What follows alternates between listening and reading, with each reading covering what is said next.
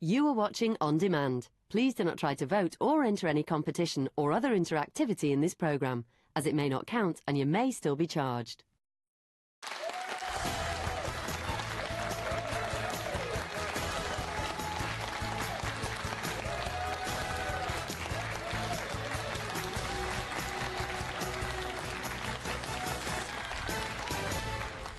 Hello and welcome to your final Loose Women of the Week. Joining me, Kay Adams, on the panel today, it's Frankie Bridge, Sinetra Sarkar and Nadia Sawala. Coming up, two trends on trial, power suits and piercings. Find out which one of us says wearing a suit totally changes the way she behaves and which one of us is considering a piercing. Then, at 1 o'clock, they're often associated with teens, but eating disorders affect people of all ages. Today we'll be talking about those suffering, often in silence, in middle age, and sharing our own personal experiences. Shadow Cabinet Minister for Mental Health, Dr Rosena Allin-Khan, joins us to share her advice on breaking down the taboo. And at 1:15, she was part of the 90s partying Primrose Hill set, but Pearl Lowe left all of that behind almost 17 years ago. Today, she joins us with her model and Strictly star daughter, Daisy. We'll be talking about everything from their unique mother-daughter relationship to Pearl's life-changing revelation from going through the menopause. But now it was something that we discussed just last week here on the show, last Friday, as it happens, violence against women. But sadly, yet again, we're faced with the news of another young woman, Sabina Nessa, a 28-year-old teacher, murdered when she was simply walking to the pub, a 5-minute walk from her own home in south-east England, London. A man has been arrested. The police are looking for another man in connection with the case. It comes in the same week that MP Faye Jones called for cyber flashing, sending unsolicited indecent images to be made a criminal offence. Nadia, I know this is something you feel very strongly about. It's something we all feel strongly about and should feel strongly about. Do you see a link between a terrible murder and cyber flashing, which has become almost commonplace? I think I do. I was reading something the other day and it said, if you think about it, just somebody sending you a picture of their, whatever we're going to call it, unsolicited, is a first stage in a lack of consent. There's no consent. Now, my girls and other young girls that I've spoken to, it really, really frightens me, Kay, that they seem to be completely desensitised to it, that this is just something that just happens. Oh, yeah, it's just boys and they just do it. And you know, to be in geography and then just suddenly get a photo of a penis. And the stats on it are frightening. Yeah, they are. A survey saying that half of women, 50%, had received a picture of a male's genitals. 91% of those were unsolicited. Really? But like, so imagine, like, you know, in the 70s, I got flashed at a couple of times. Well, more than a couple of times as a teenager, coming home from school. First time, the most horrific thing ever. Absolutely repulsed, horrified, scared, frightened. Second time, a bit more used to it. Third time, you know, a bit of a joke. That's desensitisation. Now, our daughters are, you know, many are regularly getting that sent to them and airdropped. It can just be airdropped. You don't even need to have the person's phone number. And I think that that's confusing for boys as well, because not all the boys that do that are doing that with anyone. Probably most of them have no understanding of actually what that's going to feel like to that girl when she just gets an unsolicited penis sent to her. And so the girls have to laugh, the boys see the girls laughing, and all the confusion is there for both sides. So do you think making it a criminal offence would be a good idea? Would it help? Absolutely. Absolutely. I mean, absolutely. Because I don't think people have the understanding. I think young people don't have the understanding that that is abusive. You know, imagine it the other way round.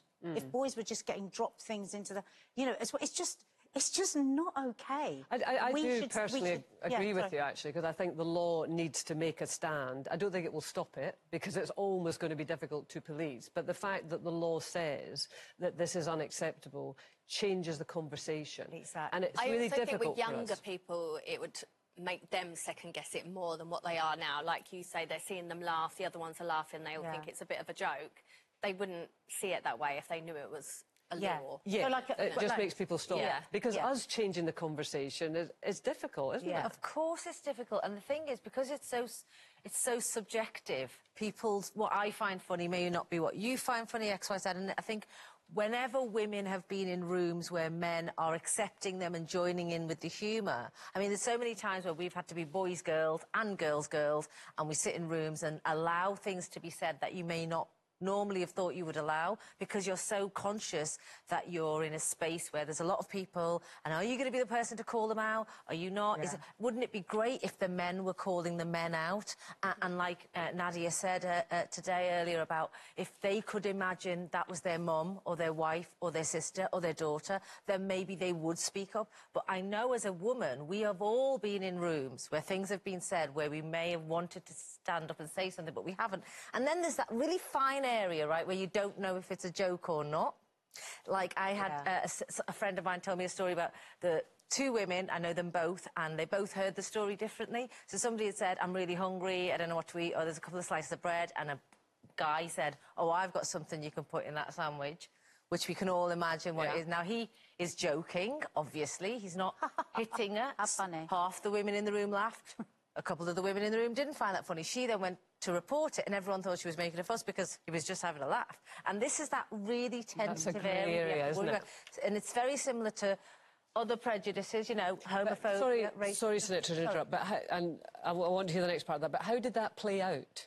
So that the person who went and reported it? Yeah, well, it wasn't received well by her bosses because they thought she was slightly making a fuss over nothing. And again, they didn't want to draw this guy into a meeting to say, what have you been saying? Because, again, he would have innocently said, I was joking. Surely she didn't think I meant that, you know? And then we get into, well, who's right and who's wrong? And she's not working there anymore. And that's a real shame because you don't know whether... So what that will take, and this is the shiny future that we have to see, is like when we were talking about this earlier, that the men in the room imagine if that's your daughter and this person said that, because it was stronger language than that. Obviously, Sinatra can't say it. Imagine that's your mother. Imagine that's your sister. How would you feel if you heard someone talking to the women in your life in the way that that man did? And then just to... And for the women, we've got to start being brave and supporting each other not to laugh when actually we feel uncomfortable and embarrassed, and we're supposed to be complimented, and we're not. We've just got to be... But, I mean, again, it's that thing that you said to it, and I'm sorry I interrupted you at that point, and we're definitely going to come back to what you said, but it's... You don't always know what's acceptable and unacceptable, do you? No, that's the thing, isn't it? I think, and like you said, some people might have found it funny, some people might have, and then... I don't know. Were you not in a situation, Frankie, where you know, there was a guy and other people thought he was maybe being a bit inappropriate? Yeah. You hadn't really picked up the cues, and so you're left thinking, well, is there something happening that I'm not seeing? Or... Yeah, I did. I had a conversation with a guy, and he's someone I've known for a really long time, and he's kind of hugged me, and I'd noticed that he'd, like, held my hand for slightly bit too long, but was kind of like, it had a drink, and I don't know, I just kind of laughed it off or whatever, and we were just having a conversation. And then when I sat down, everyone was like, are you okay? Like, I didn't know whether to step in there, like, that was really inappropriate. And I was like, what? Well, should I have felt uncomfortable with that? Should I have said something? And then I felt embarrassed that I hadn't felt uncomfortable, but then it made me question myself, and I thought, have I been desensitised? Do I think this is normal? What would you have felt if it was not? if you were sat at the table and you were watching and it was your daughter? What would you have felt? Oh, I probably would have been fuming. But that's it. I've only found my rage But then, since my daughter's. But before that, everything was acceptable. But then if it was like, hey, I don't know if then I would be like, if I would say something, because if you felt okay, well, that's the stepping in thing. I don't know. It's because somebody might come to Frankie and say that, well, do you want me to, you know, I should have intervened, and Frankie's thinking, no, there's nothing wrong. Is it your place to intervene? If a woman looked distressed... No, but she wasn't distressed. But I wouldn't. If she didn't look distressed, I wouldn't. Yeah. But it's back to that thing, and I think this is what you were going to finish your points on it. No. All I was going to say is this happens in many other forms. So within homophobia, within racism, there are moments where people don't know, are we joking, are we not joking, is this funny, you know, there is a clear difference between what I would find offensive and what you may find offensive. But I think the biggest answer to this is we can't be what we can't see. So the boys in our lives, our little boys, our sons, our nephews, you know, they can't be what they can't see. So if they don't see their uncles and their brothers and their dads behaving equally or standing up for women, then they won't do it themselves. So we have to kind of influence there if we can, as women, as mums, as aunties, as sisters. I think that's where the key is, like, letting boys and men see what they could be, because we all admire the men that stand up for women, always. We'll always have a story on this show. Yeah. If some bus driver has stepped forward and done something wonderful for a woman, we'll be like, let's talk about that on the show. But it's that older generation having to relearn, though, isn't it? Because they've been told, like, men are men and men have to be this way about, like, that's what I sometimes think with kids at school, is like the boys feel like they have to be laddie and do these things, but all of them might not necessarily want to, so it's teaching them, like you say, but then it's that older generation having to learn that actually, okay, these things aren't acceptable anymore. And Having sons, because as I say, having daughters has made me rethink so much of what I accepted and what I didn't. Having sons, is it the same? Is it the same with you, but like different, obviously, where you're going, should I pull them up on that? What is that okay? Is that not okay? Do you have that argument going on in your head?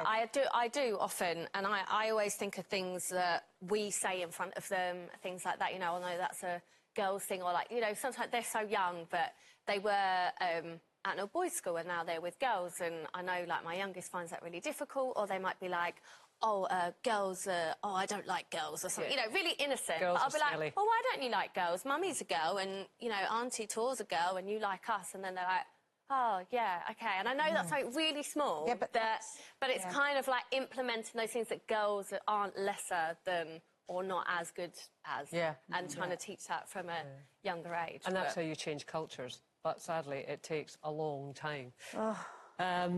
Because these attitudes have been there since the beginning, haven't they? Lots more still to come. At 1 o'clock, we are shining a light on an important topic that's often wrongly shrouded in secrecy and embarrassment, those struggling with eating disorders in middle age. We'll be talking to MP Dr Rosena Allin-Khan on that, and 2 trend-setting stories next.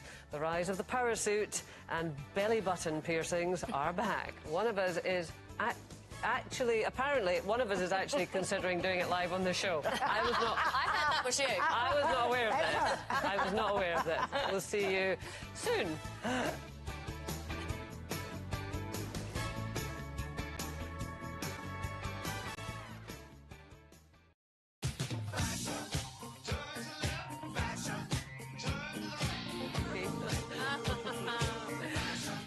Welcome back. Still to come, the power suit is officially back. BAFTA-winning actor Jodie Comer is wearing one, so we're all wearing one because we love Jodie. Jodie's wearing one, so we're all wearing one. Listen, Because we love Jodie. we are total fangirls. We're unashamed. Find out which one of us says that wearing a suit turns her into a totally different person. Ooh, which one of you would I choose? And at 1:15, a catch-up with Daisy and Pearl Lowe, including how Pearl realised that she spent most of her life in a hormone imbalance fog after she said it was cured by taking HRT for her menopause. But first, our biggest ever competition, a cool £1 million is up for grabs. Nanny Linda has all the details. Oh, Linda, is she dancing?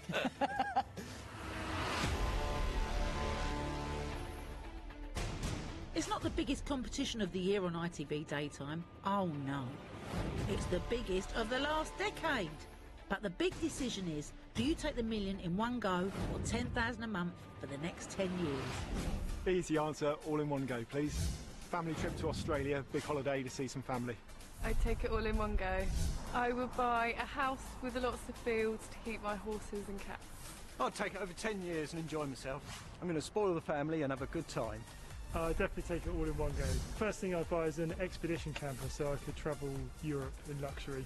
Just imagine where that sort of cash could take you. It's a life-changing amount of money and it could be yours. For another chance to make that £1 million decision, text cash to 82248. Text costs £2 plus one standard network rate message. Go to the website. Entries cost £2. Call 09068 782248. Calls cost £2 plus your network access charge. Or post your name and phone number to CD 37 PO Box 7558 Derby DE 10NQ. Entrance must be 18 or over. Lines close on Friday the 22nd of October at 4 p.m. Good luck. I've just realised this power suit is making me really bossy. When that link was on, I was going, no, do this, do this, do that, do that. It's overtaken me. Maybe it's me that's changed by a power suit. Or is it you? Well, definitely. I mean, I feel very full of myself. Look at the way I'm sitting. Look at the way you're sitting. Look at what I'm doing. Look at me. Actually, and I'm just sitting mansplaining. You're mansplaining. Have you got your legs over out there like that? I'm swizzling. I've done quite a lot of swizzling that I don't normally do. I'm kicking my leg. But when I was in EastEnders, my character in EastEnders, Annie Palmer, she wore suits. And, oh, my God, I had to have that suit. There's something about when you do up that button, it's like an arm. It's like you can be just who you want to be. That, I understand really why it's called power dressing. Yeah. Well, that picture of Jodie Comer, it is, I mean, it's a statement, isn't it? I mean, she really is kind of woman of the moment. I think there's a lot in that, just feeling a bit different. Well, you weren't an 80s girl, Sinatra. Are you younger than that? Were you sort of No, I was an 80s girl, and I loved the shoulder pad, the fact, you know, watching Dynasty in Dallas and seeing these women rocking a suit like in a way you didn't see women. You know, women were dresses, men were suits, and then women started wearing men's suits and then enhancing it with the shoulder pad and the diamante earrings and the heels and, you know, making it their own. And, growing up, we've all seen our favourite pop stars, whether it's Janet Jackson or Beyonce or Destiny's Child, all rocking that female tuxedo. And I think there's a lot of us that aspire to rock a suit like they do. Yeah, but we have gone a bit dressy, though, recently. Are you dressy or sooty? You know what, I wear a lot of dresses on TV because they're easier, I think. Otherwise, sometimes in trousers you get some situations when you're sat down. But, so dresses are easier, but actually in my own life, so I can't say on TV. In my own life, I'm more of a trousers. I love a blazer. Maybe not always a suit, but I love a blazer. I quite like a shoulder pad. I feel like... How does it make you feel, then? What's the difference when you wear a jacket? Do you feel more empowered? I feel more comfortable, a bit more confident. Yeah, I do. And in trousers as well. I just feel like... I don't know, and there's a great thing about suits, isn't it? It all matches. Don't have to think about it. Well, now that we are talking about the inner Frankie, which we are, let's talk about, belly button piercings. Popped the back in the early 2000s. And look, that's our Frank. I don't even recognise you there with that hair. I know. Oh, it's great. But you were in great company, you know, Beyonce, Britney, and, of course, Frankie from the Saturdays. Do you still have them? No, I don't. So when I was pregnant with Parker, I took it out and then I just never put it back in. But now I've got this, like, most people who have had babies and had a piercing when they were younger, you get this, like, kind of overhang now over your belly button where it used to be. So sometimes I do think, I wonder if I put it back in, would it kind of disguise the little sad, saggy bit over my belly button and kind of... I don't know, reinvent the belly button. Yeah, that's given me an idea, actually, because I've got one of those sad-faced belly buttons, and it's getting longer and longer. Maybe if I did a double one and just hooked it up. I could hook it up with diamonds. You could maybe get some, you know, that invisible thread. If you did that and then you just hooked it around your neck. Make it like an accessory that you can just wear and it pulls the whole of your stomach off. You could have it right in there, couldn't you? So, like, right Wouldn't now. that just be like, what are those things that people wear? Braces. Braces, but like invisible braces. Let's take this to Dragon's Den, because there's something in We're there. onto something here, kids. Do you think nipple rings are too far? I mean,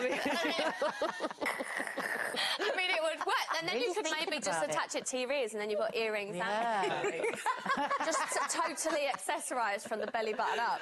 well, apparently Gen Z, you're back in trend, because Gen Z, was that the ones just now? They are going back to belly button studs. And I have to say, my daughter has a belly button stud, and I do look at it and it's just, you know, that perfect little brown belly with a stud in it. Looks super See, cool. I wasn't allowed it when I had mine, and I actually didn't really want one. It was really weird. When I look back now, I didn't actually really want it. I didn't really like them at the time. But I think because I wasn't allowed it and they were, like, really fashionable and cool at the time, I went ahead of it. I still remember laying there thinking, I don't actually even know if I want this. And then I thought, well, just do it, and then if I don't like it, I'll take it out. So I kind of went through it. My mum hated it, bless her. Right. But I do, when I look back at pictures, I'm like, oh. Yeah, it does look really nice. Did you like the fact that your mum hated it?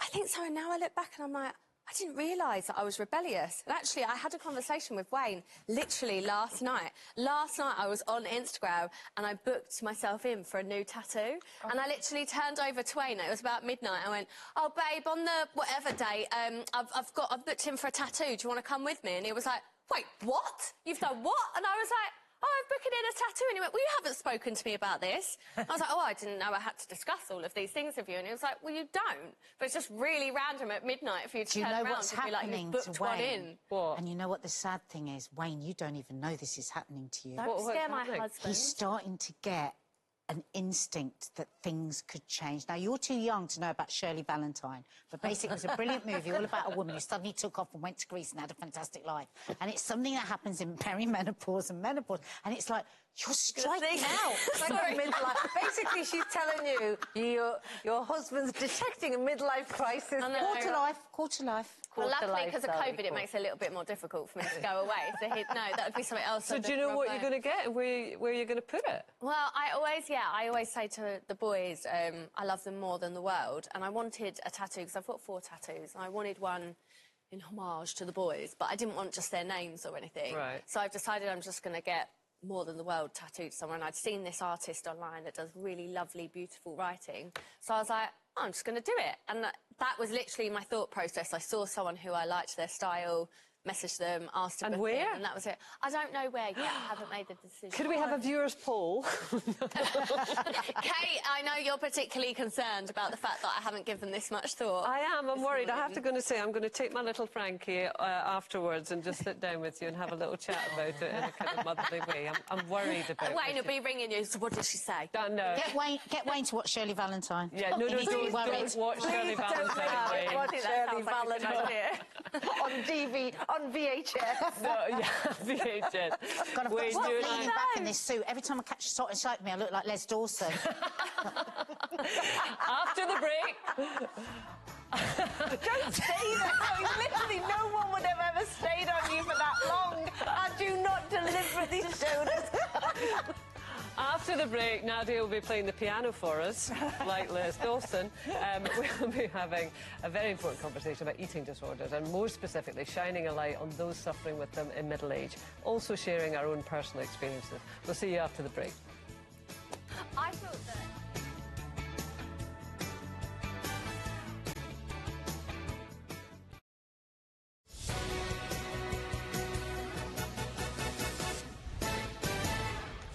Welcome back to your Friday Loose Women alongside me, Kay Adams. It's this fine bunch: Frankie Bridge, Nadia Sawalha and Sunetra Sarkar.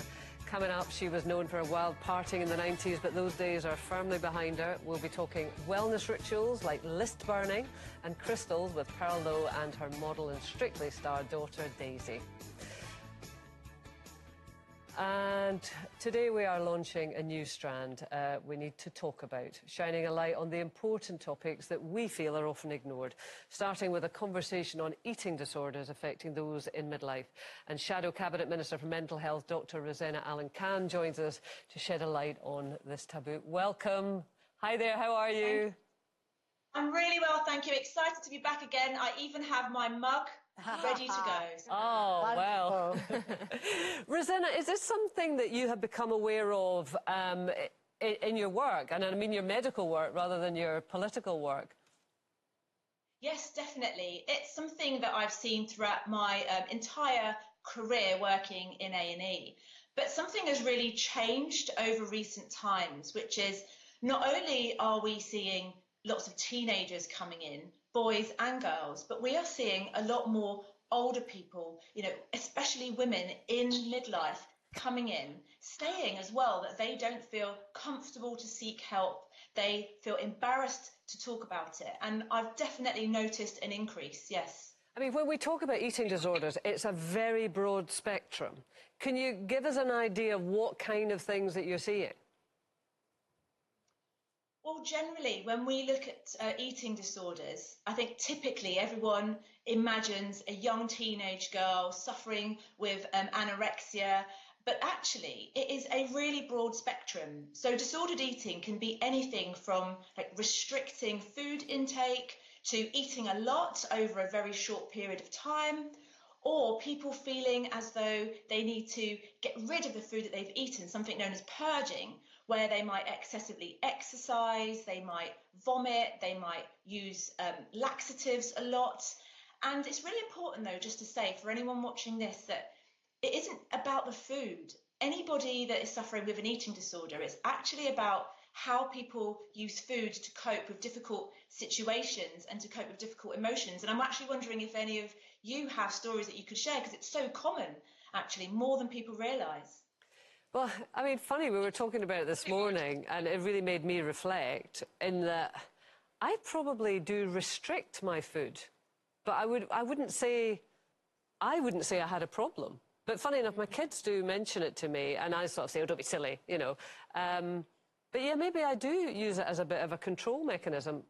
I don't know, but I don't know if it's a problem. I think if you don't mind me saying, from knowing you for so long, I think you eat very well, you eat really healthily, but I do always get the impression that you think a lot about your weight and you think a lot about food, about what you're eating. Yeah, but like you say, so do so many people. So there's probably loads of women watching that would say, well, isn't that just us looking after ourselves in later life, and not really know that there's a bit of a line there that we might be crossing. But how do you know when you have crossed that line? Yeah, exactly. I'd be interested to know. Yeah, I'm very ignorant in this area, I think. I do know that when I am at my happiest, I'm often at my biggest, which suggests that I'm so happy I don't care what's going on with food.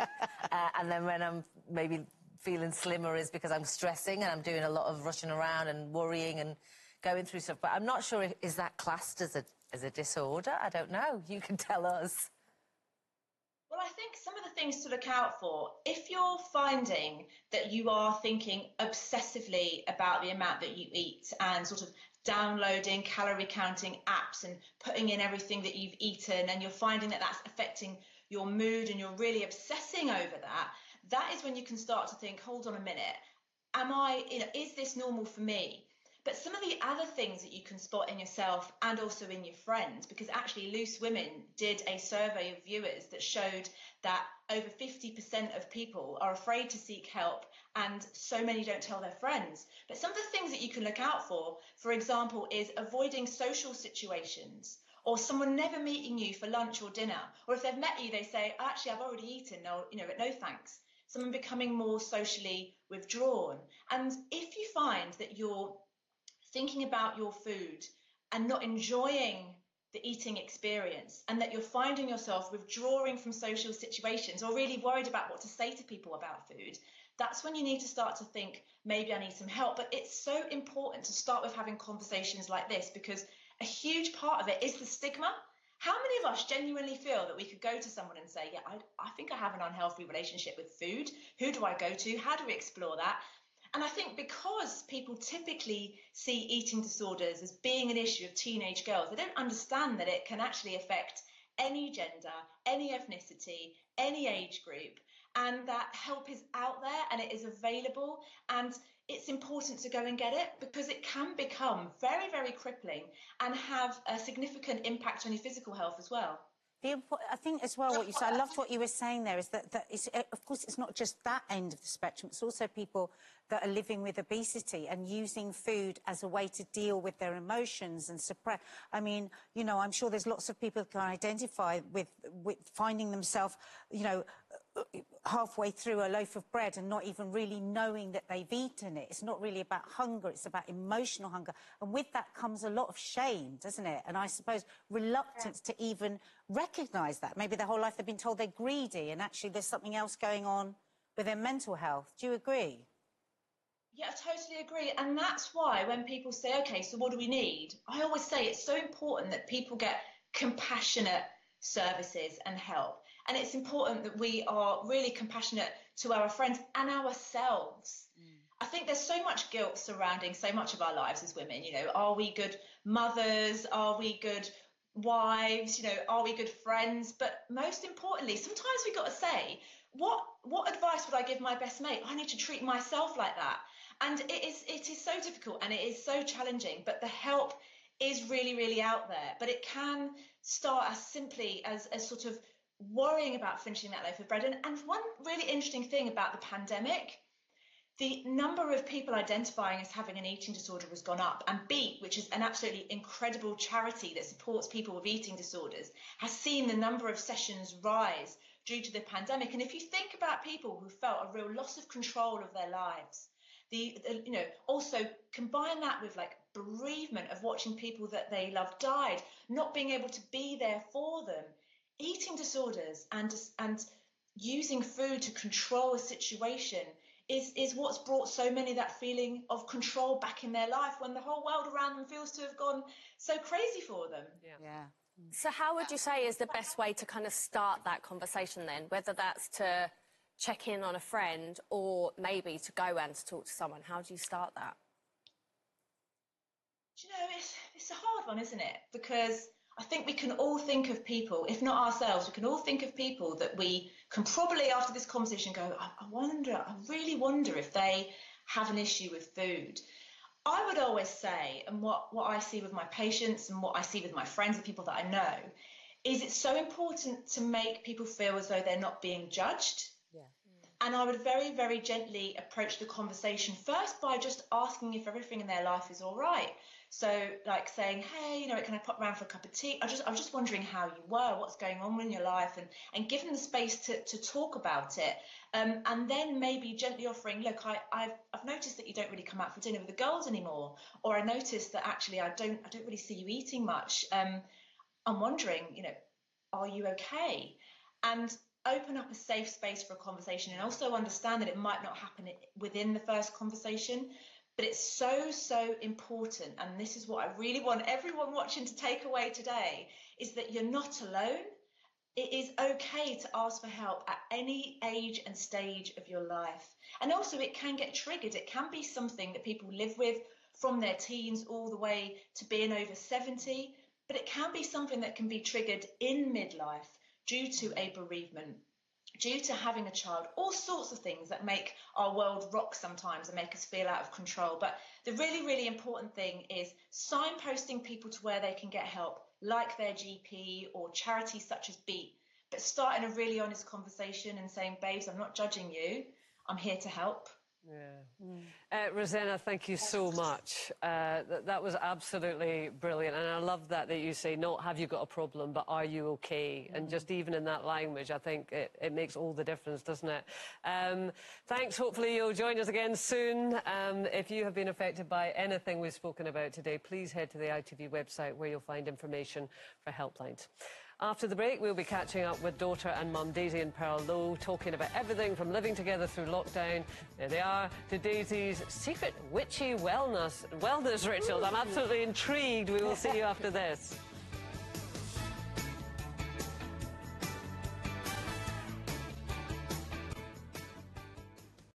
On Monday, our very own Judy Love has finally found the man of her dreams. Hot and sexy and dreamy. Strictly star Graziano Di Prima joins Loose Women to tell us what it's really like dancing with our loose lady. Yes, my darling, we're gonna have fun. So slip on your sequins, it's time to get up and groove. Graziano Di Prima, Monday at 12:30.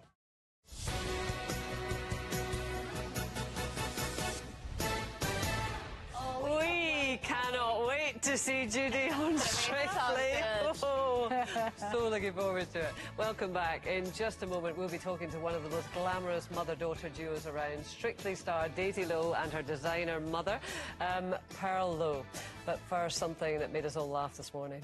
This is a recruitment business owner. He's been criticised for claiming only lazy people want to work from home so they can watch Loose Women in the pyjamas and feed the squirrels in the garden. Oh. Welcome! today.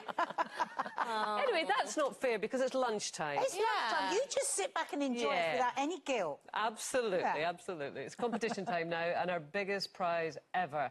But tell me this, £1 million, £1 million. Would you take one massive payout or a gradual one over 10 years? I know you take it all at the one time. I just know you take it all at the one time. Have a think. Here's Nanny Linda.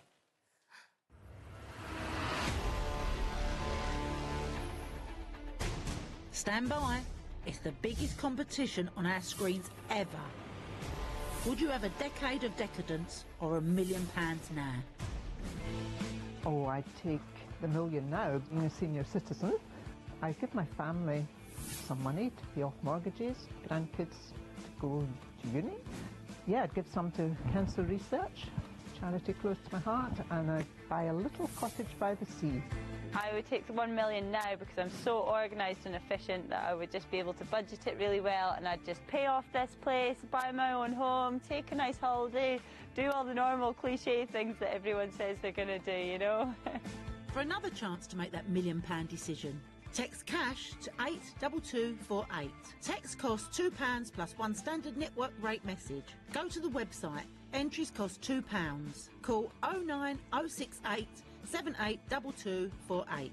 Calls cost £2 plus your network access charge. Or post your name and phone number to CD 37 PO Box 7558 Derby DE 10NQ.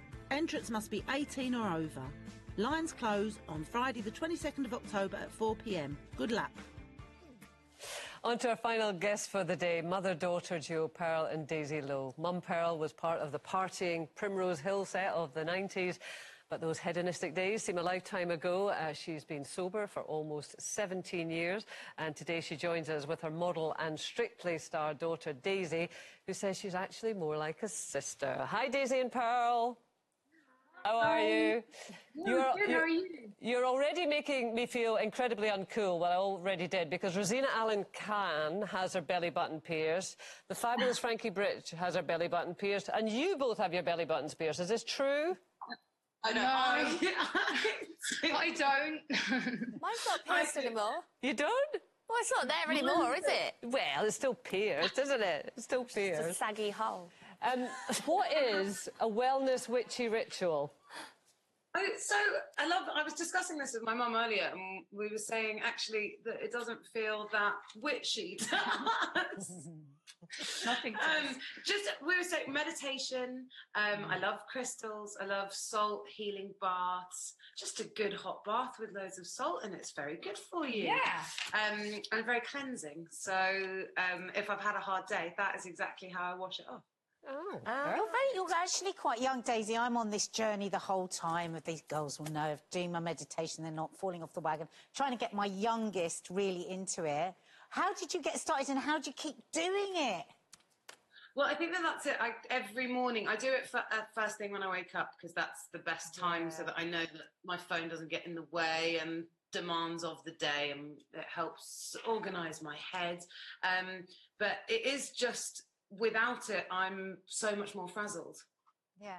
Does your mum, hi Pearl, does your mum's sobriety, do you think, help you with that? It's my husband's also been 16 years sober, and it's an amazing thing, I think, for children to grow up with a sober parent. Yeah, definitely. I mean, we've always done lots of kind of wellness things together throughout your journey, haven't we? Yeah. And even before you got sober. Yeah, I've always been a bit witchy. I love I'm really fascinated by the crystals. I don't know a lot about them. I'd love to know more, but I've got a rose quartz which has always lived with me and gone everywhere I go, and I do feel something. It's not even superstition anymore. I think there are some healing properties that I genuinely benefit from. Would you be able to give me, like, the basics of like, what are the crystals that some people should have? She knows everything. She's studied it all. No, I just always found them fascinating. And I'm sure to some extent it could just be placebo, but they all are very beautiful as well. But they do serve different purposes. Yeah. I mean, amethyst is really protection, isn't it? Yeah, protection. It's also very good for your blood. It regulates your blood. And rose quartz is good for sleeping and for your heart. Yeah. For love. Citrine is a really happy, beautiful kind of orange stone. It's a really good antidepressant. So is amber, actually. Oh, really? But it's what you believe in. So if you carry something and you believe in, then it's going to work for you, isn't it? Yeah, that's how I think. There are sort of massage treatments and stuff where they use crystals and light therapy and all these new sort of... I'm well into all of that stuff. Pearl, one of the subjects that we talk about a lot on Loose Women, and we think it's important to talk about, is the menopause.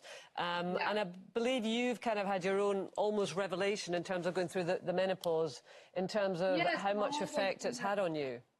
Yeah, so I went through an early menopause. I was about 42 when I sort of started getting all the symptoms, and I went to see this doctor, and she said, "Oh, you're perimenopausal," and I was like, "What's that?" I didn't even know what it was, because no one kind of discussed it with me. I have lots of older friends, but no one had ever said that they had gone through it. So she said, look, you know, you can go on HRT. And I said, but isn't that really bad? Doesn't that give you breast cancer? And she said, actually, it's a bit of a myth because she said, actually, it's really good if you've got kind of heart disease in your family or you've got anything, you know, anything else. That she said it's just so good for everything. And then I went on it and it was life-changing because I think I had a hormone imbalance since I was sort of 15. So I was always quite depressed and kind of always would wake up in the morning with a sort of black cloud over my head. And as soon as I went on HRT, I just suddenly felt really sort of happy every morning. And anyway, I've been on it for quite a few years and I love it.